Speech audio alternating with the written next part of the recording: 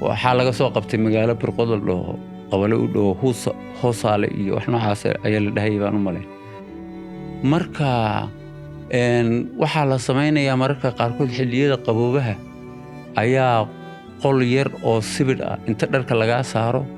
ayaa biyo ma garanaysaa lagu shubayaa adigoo biyihii dhex fadhiya oo qaawan oo nugis kaliya qaba ayaa halka ma garanaysaa muddo ku xidhnaanaysaa marka aqaabo way badnaayeen walaal waxaad ii sheegtay Cabdirasaaqow in maalin uu madaxweynaha markaa dowladdeegaanka haystay amba ay cafis u fidiyey maxaabiis haddana dadkii iyagoo kici karayn markii ay kici kari waayeen dadkii oo dad badan haa in dib jeelka loogu celiyey bal qisadaas bal nooga sheekay walaa qisadaa waxay ahayd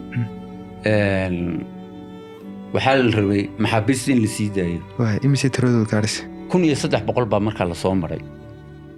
waxaan u malaynayaa dhowr iyo 20,000 maanan gaadhaynin laakiin dhowr iyo 10,000 baan ahayn tirada maxaabiista rag iyo dumarba marka jeelka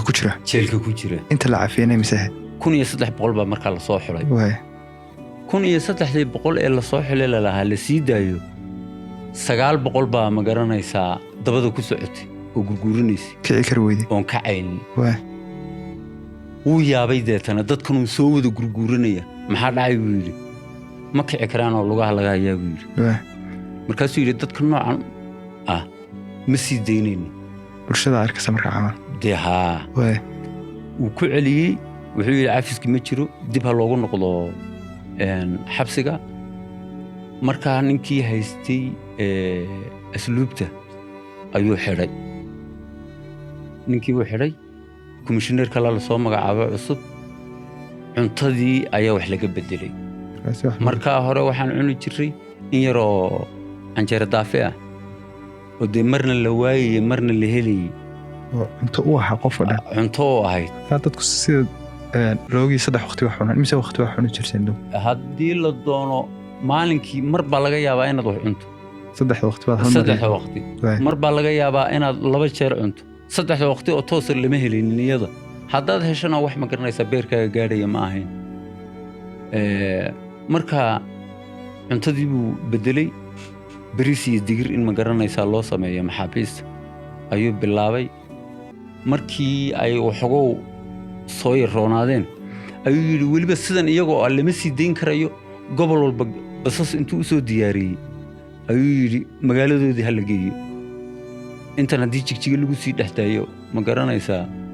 fadeexa ka imanaysee marka waxaan idhi xilligaa waxaa xilligii ugu naxariis badnaa cabdi ilay waay marka madaxweynaha ka nimaado iyo systemkiisa inuu ku talaxtiray ma dumar baa ku xidhnaa ma raggii qaliyun bay ahaayeen mise raggii dumar baa ku wada xidhnaa jeel wala raggii dumar waan ku wada xidhnaa ciqaabahay dumarku mari jireen dumarka xilligiyada ugu badanan is arkaynay waxay ahayd koox heesto oo anshax baandil la dhaho ayaa jiraysay oo asluubtu lahayd markaa xilligaa joogay dowladdeegaanka ka dhisan marka asbuuci 2 maalmood ayay iman jireen oo heesi jireen 2 maalmood dumarkana dhinac baa la fadhiisin jiray annaguna dhinac baana la fadhiisin jiray kooxduna dhexdeedii ka heesi jirtay markaas dumarka waxaa hor fadhiya haween ciidana oo diidaya ma garanaysaa raggaa ka soo horjeeda gabadha waxaa laga yaabaa walaalkeed inuu xidhan yahay ama ninkeeda xidhan yahay in indhaha la isdhowro ayaa la diidi jiray dadkan indhaha is saaraan inay is arkaanba oo dee indhaha la iska waraysto ayay diidi jireen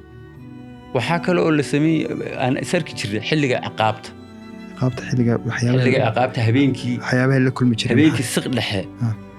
yaa dee raggana waa la soo saaray qayb ka mida dumarkana qayb ka mida la soo saaray goobtana lagu wada ciqaabayo ayaan ma garanaysaa isku arki jiray iyadana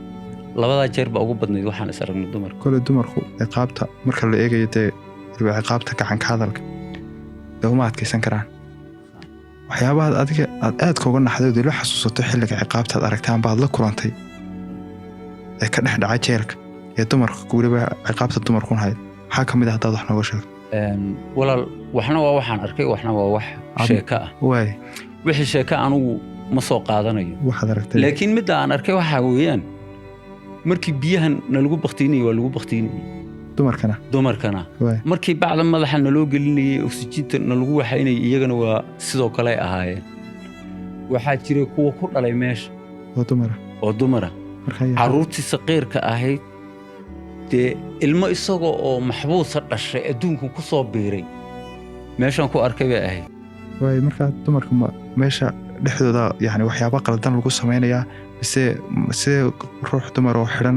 uur qaadi kartaa taas waxyaaba la ii sheegay un weeyaan maxaa markaa anugu indhahayga ma saarin gabadh ma garanaysaa la kufsanayo waxaa lagu sheegay maxaa laakiin in gabdhaha kufsi loo geysto meesha dhexdeeda in badan baa laga sheekeynayay carruurtan waxa ay u badnaayeen laakiin haween iyagoo oo uur la soo xidhay oo meesha ku dhalay ayay u badnaayeen carruurta ku dhalanaysay meesha